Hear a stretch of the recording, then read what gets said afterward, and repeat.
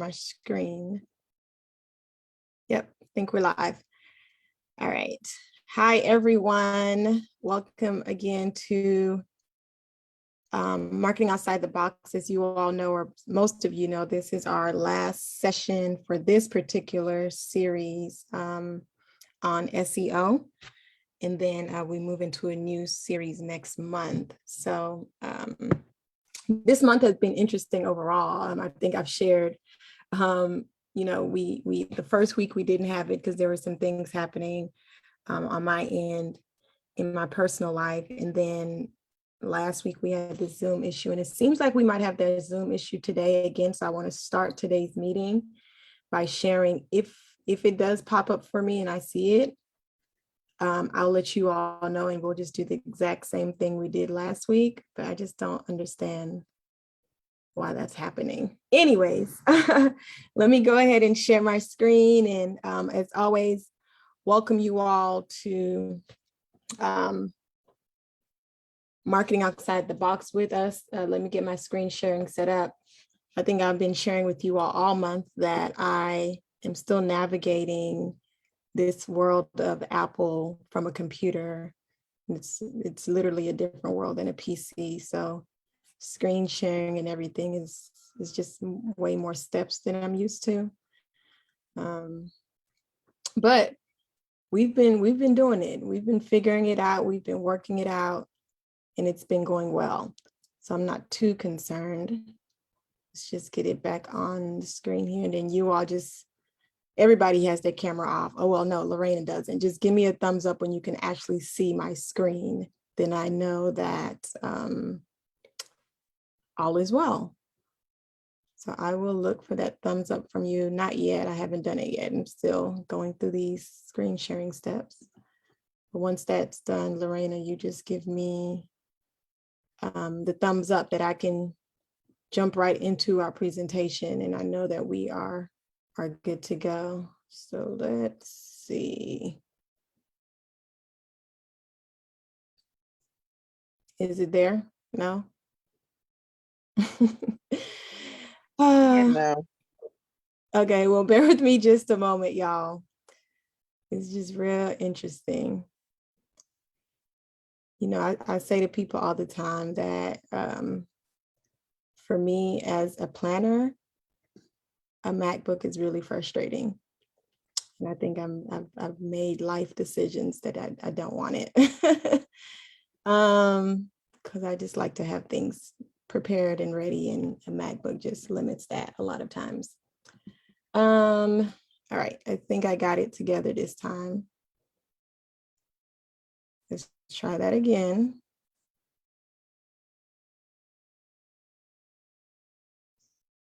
Are we there? Yes. Yes. Awesome. Now let me get us to catching up to where we are today. As you all know, we've been going through this for a couple of weeks. So we are at today's focus on keywords. I think I see all familiar faces, but just in case we have some new folks with us, I just want to quickly introduce myself. Magali is Synth with Hustle Winston-Salem. And this is Marketing Outside the Box, of course. I was sharing with the group earlier, this is our last week of the SEO focus. And we have a few tech things that I want everybody to know about in advance, just in case. The first tech thing is I'm still figuring out Macs. I'm still figuring out these different screens that's in front of me. And the second one is that we seem to have, for some reason, an interruption with our Zoom every time we just do this program. Like no other program does it, but this one. So if closer halfway through this program, you hear me say, just rejoin. If anything happens, just know that that's what we'll need to do. Hopefully it doesn't, but just want to put that disclaimer out early. And of course, today, as we close out the series, we are talking about keyword copy, search your intent, and I'll go through a quick checklist with you all. And if time allows, I'll have some time for questions on any of the other topics we touched on over the last few weeks, if you have any. So First things first, let's jump right into it. We have Tony and Tasha, who's here, probably can watch over the chat and the Facebook Live for me. So definitely use those spaces for your questions, comments, things, and concerns, okay? So as we focus on keywords today, I just want to jump right in and say, many times we hear, I'm not sure if you hear it, but I hear it in my world of marketing often, that Google has almost over 200 ranking factors, things that they rank sites and things on. And to be honest, it's nearly impossible to know or follow all of those best practices to, make sure you're fulfilling all of those 200 plus things.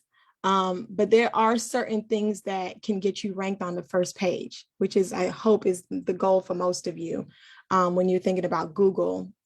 And we'll talk about a few of those things, following a few of those steps today.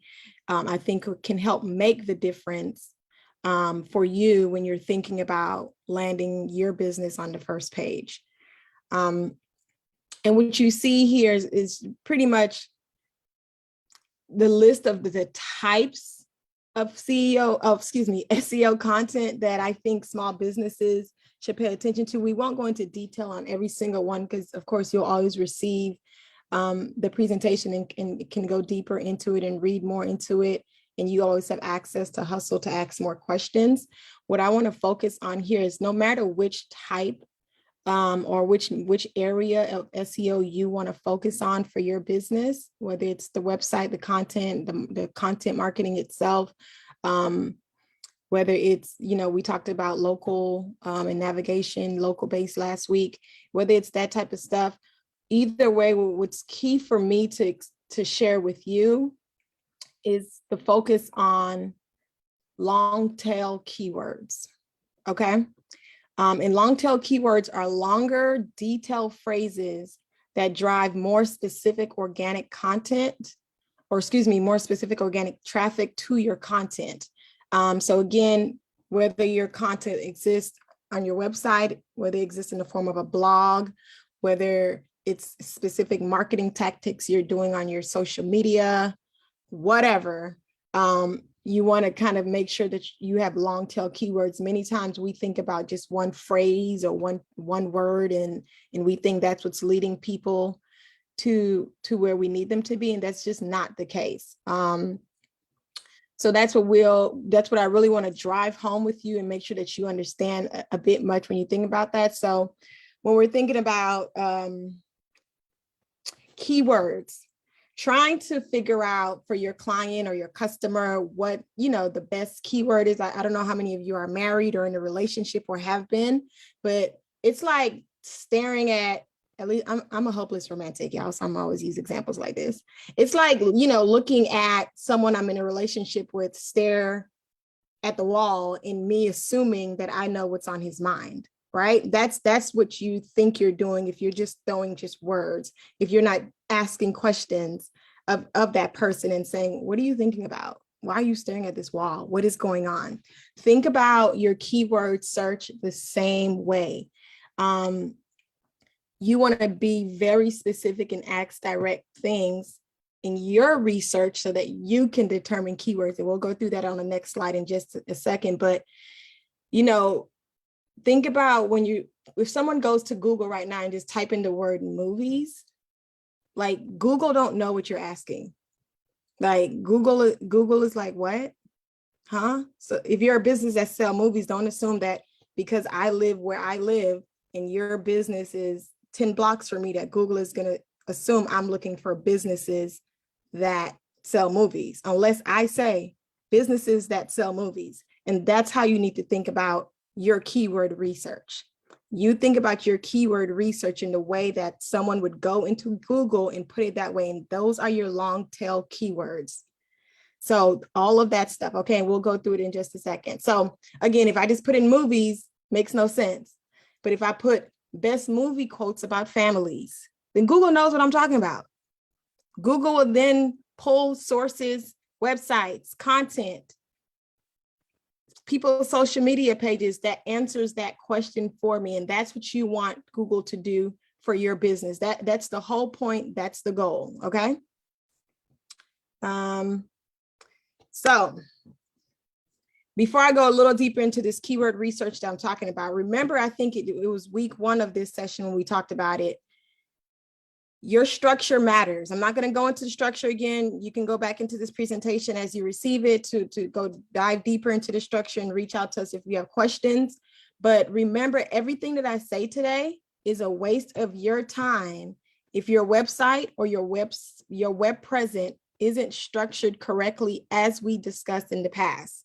If you didn't do that stuff, if you go do everything I'm telling you today, you're wasting your time if you didn't do any of the other stuff. So we went in the order that we went for a reason. Like, the keywords are important. They definitely matter, but only if you did all that other stuff, okay? Because again, if someone searches for something specific and your keyword fits the description and they click on your website and they get to your website, but they're confused, like your structure makes no sense, they're probably going to be on your website for 2 seconds. Google is going to, what is SEO going to clock? It's going to clock that this person was only on this site for 2 seconds. So it's not valuable to them. And that's what you need to think about. Okay. So all that structure still matters. And all of that negatively impacts your business, your site, and all of that. Okay. So let's talk about choosing words that real people actually search for on Google. This is called searcher intent, like user intent. What are they querying? What are they questioning? What are they looking for? I don't know that time will allow us to do that for every single business on the call today. So you need to think about your business as I talk through this, but you don't want to select a keyword and then stuff it into your website or your blog and all. You don't want to do that 50 times, 60 times. That's not good for you, right? Instead, what I suggest is you make a list of related keyword phrases about a specific topic that's natural to your business. Okay.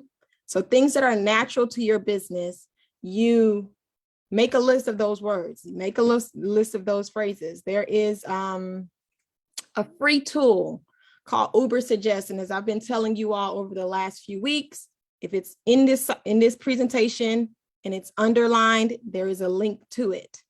So as you see on the screen, there is a link to Uber Suggest. Use it. When you go to Uber Suggest, type in a broad keyword, whatever that topic word that's natural to your business is that you immediately think of.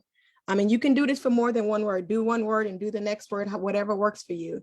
You type in that broad keyword and you filter out the specific phrases that support your topics the best, right? Because that's what Uber Suggest will do. It'll provide you with longer phrases that people are looking for in search engines, right?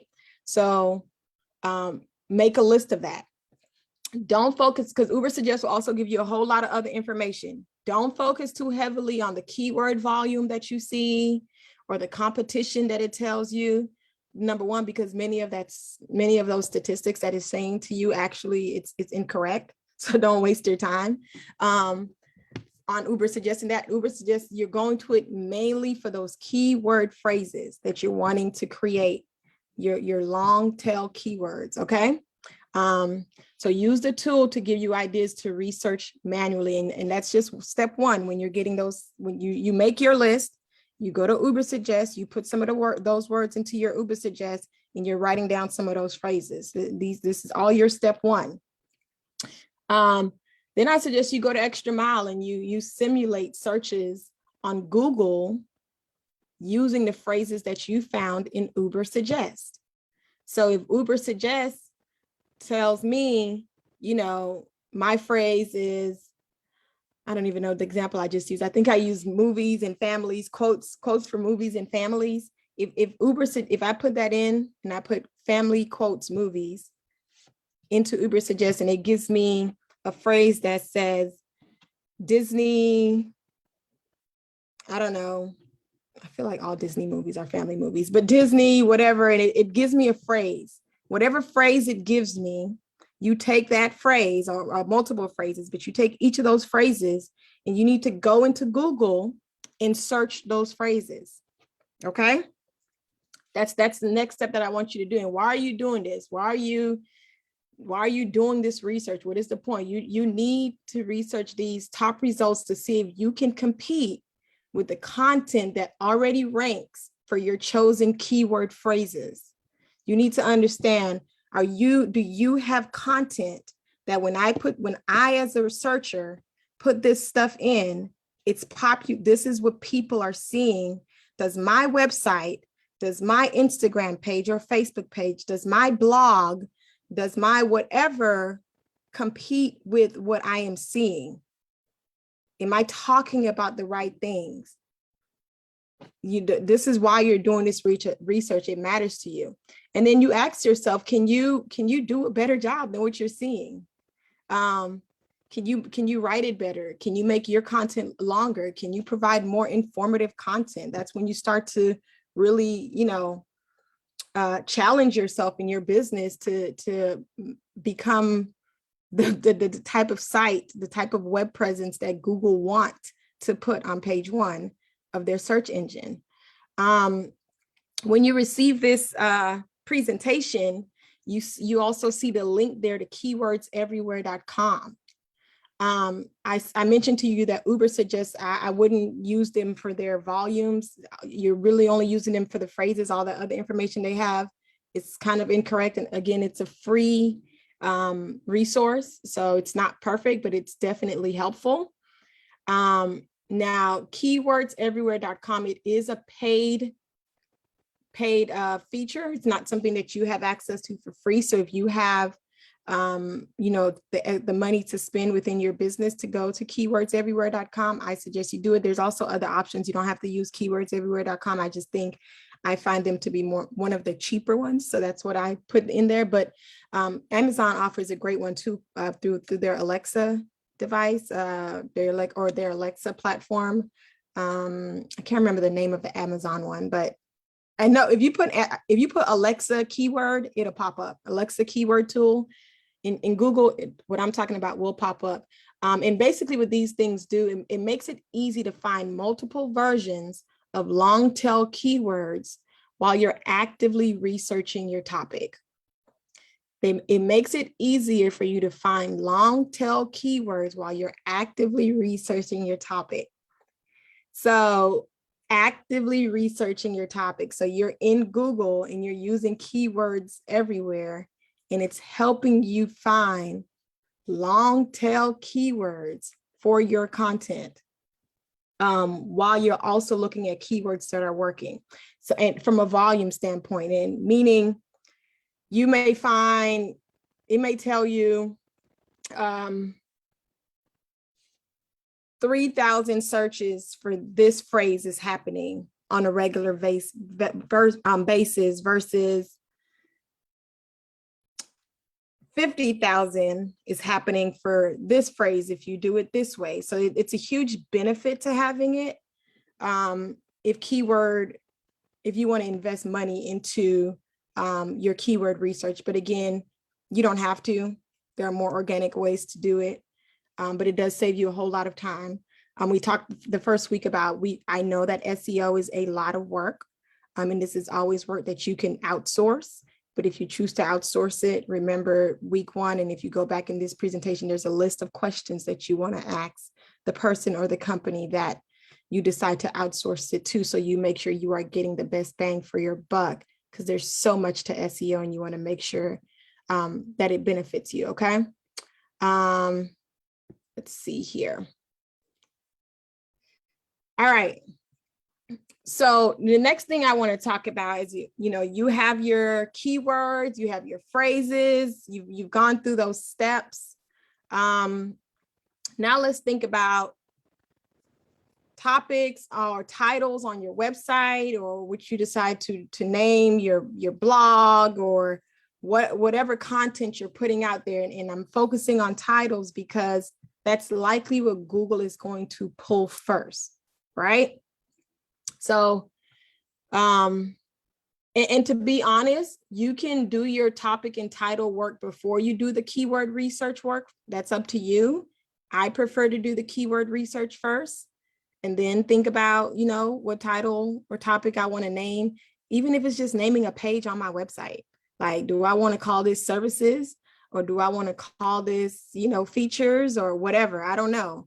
But even that matters. But having the list of keywords in front of you is literally half of the battle in my mind. So again, it's up to you, whatever process works for you. So the best way to know what to write is to know what your ideal customer is already searching for, as I stated. Then if you can answer their question better than anyone else, then you'll be recognized by the search engine pages, the search engine results pages, as a business that should appear at the top of the results. So to start, you can analyze the suggestions you get from Google's autocomplete feature. This is a free way to do this versus some of the things I mentioned before, some of the paid ways. So I'm sure most of you are familiar with Google, and you'll start to type something and Google will kind of gray out, would complete your phrase. What Google is telling you when that happens is this is what people are searching for. These are top searches, right? That's immediately telling you these represent the most searched phrases. So Google is ultimately already doing your keyword research for you when that happens. So don't ignore it. If you put your keyword into that search and it starts to finish the sentence for you, don't ignore what Google is telling you. And that's part of your keyword research. You add that to your list. You use that list to jump off points for your content or for whatever you decide to title something or topic something, okay? And then, once you have your list and you reviewed your phrases that your audience is searching for, you kind of have a bag of treats to run and start to make those edits to your site, as we talked about. But one thing I want to point out is if people are searching for phrases with words like how, ways, and what, don't ignore that. We sometimes tend to think those words don't matter in most cases when we're thinking about content, but when you're talking about SEO and you're talking about your keywords, those things matter because people typically are going to the site to figure out how to, ways to do this, what is this, right? So you want to think about that in your content and add it to your list of words and add it to topic titles. It's what you want to name. It's what you want to name a page. And when I say name a page, I want to point out that I don't mean necessarily the page on your website. Sometimes this could be your URL name. And I think we talk about it in this presentation in just a bit. So I want to make sure that I'm not confusing you when I say name a page. But, words like how, ways, and what is why a lot of times when we do search things, we realize YouTube videos pop up first a lot of times in those search, because a lot of YouTube videos are how-to videos. So they typically always rank at the top. So don't ignore adding those to the content that you add to your web presence. Because remember, when people search Google, they're asking a question and they're expecting Google to give them an answer. Choosing a topic that answers that question could land your site, your blog, or whatever at the top search results. And that, again, that's the goal. Title selection, just a little bit more on that is Google search each of the keyword phrases. Okay, let me try to say this better because that's going to confuse you. So the phrases that I mentioned before that you should have searched through in Google, and those that typically ends up at the top, you want to ask yourself, do the titles include the exact keyword phrase when you see those? And do they have clickable titles? Okay. You want to look at the top paid results when you're looking at this. You want to look at them closely because likely they were well tested and they work. Okay. Meaning, what keywords are they using? And you use that as part of your research. Y'all see it in my screen? Am I the only person that sees this on my screen?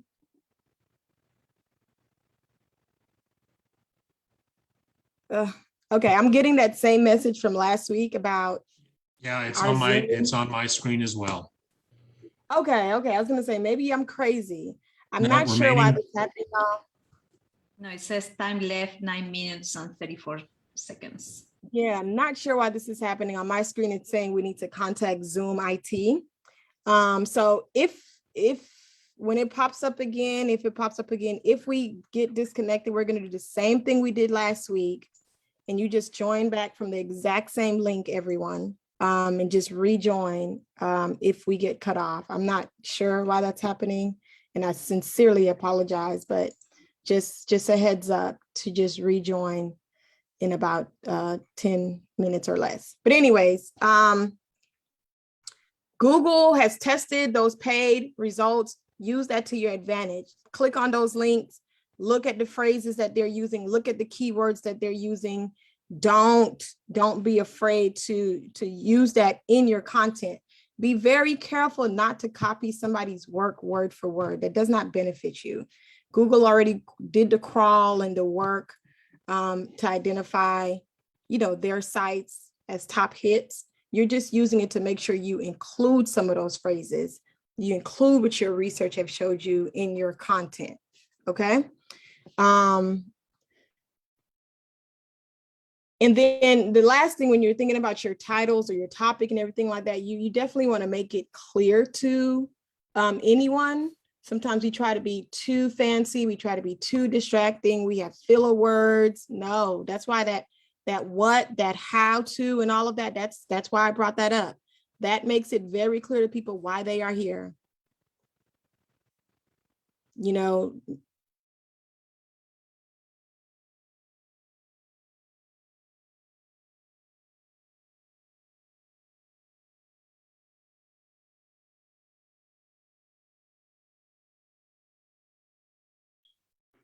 All right. Quick best price. I'm sorry. You froze for a moment. Oh, I'm sorry. Am I back? Yeah. What, did you all hear what I said though, or no? Not the last of it. Okay, I was just saying not to get too fancy with your titles, and to make sure that who, that how to, all of that stuff. Sometimes that's the best thing you can do for your titles. And I use Lorena as an example with her podcast. Tell people exactly what they are getting out of that podcast. Like, what are you talking about today? Are you telling us how to finance A, B, C, D, and F? Whatever. You just want to be very clear sometimes with your content, because that's what helps you when it comes to SEO. And I put a link there that may be helpful with making sure you understand how to make your title clear. Because again, we don't have the time to break it down into that. That would be its own session. But I did put a link there for you. If you have questions about it, reach out to us. Okay, one more thing when you're talking about your titles, and I'm focusing on titles again, y'all, because this is what Google is going to pick up first from your content. So you want to make sure your title makes sense. So some best practices is place your keyword phrase as far left in the title as possible. Try to keep your title length, and this is mainly for blogs, not necessarily for like a website title, unless it's the content on the actual page and not the name of the page. But keep your title length close to 55 characters and between 6 to 9 words. And be sure your title tells people exactly what they are there for, which is what I just said about, using Lorena's podcast as an example. And you always want to avoid filler words and ambiguous terms, because a lot of times we want to connect to our audience. So we do a lot of things that's, quote unquote hip, cool, or whatever the case may be. But from an SEO standpoint, if it doesn't make sense to them, they're not picking it up. And they, meaning the robots of the internet world that's managing SEO, that the crawls. Remember, we talked about how the sites do crawls during week 1. That's what I mean. That's who I mean by they. So once you've gotten all of this, and you're probably pretty solid in kind of thinking through how you name things, what type of content, making sure your content has certain words and where you place those words, okay? I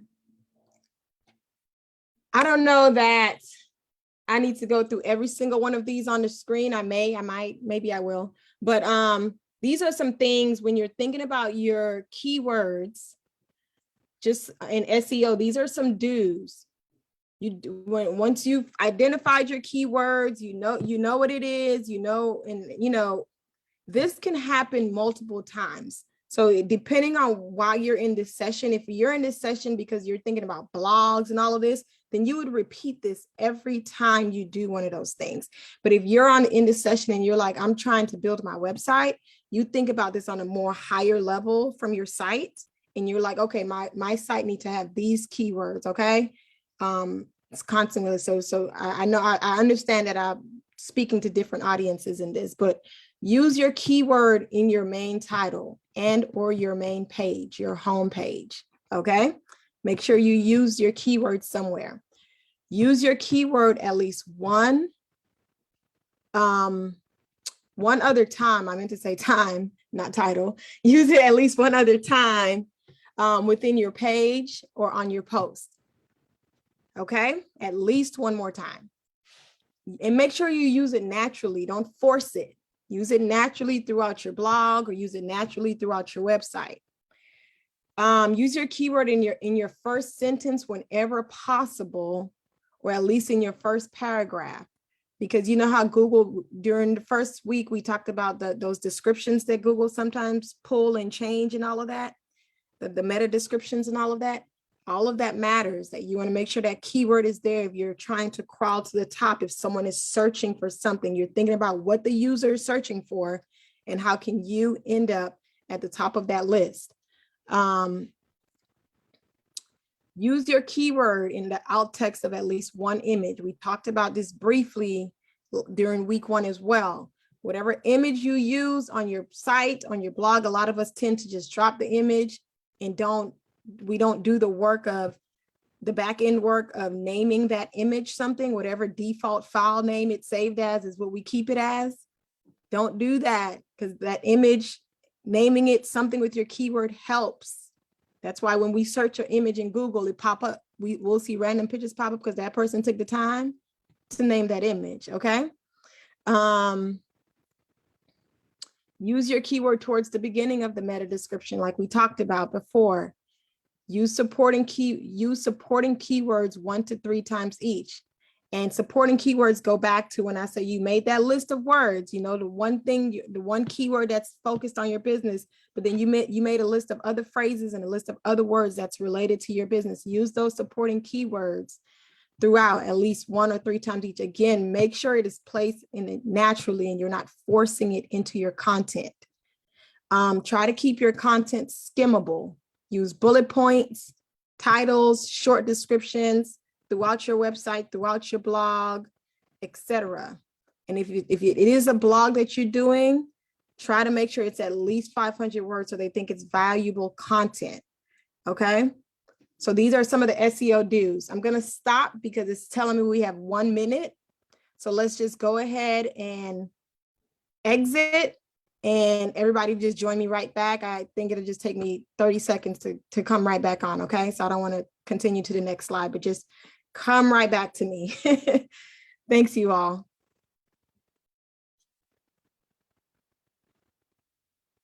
Okay, stop share.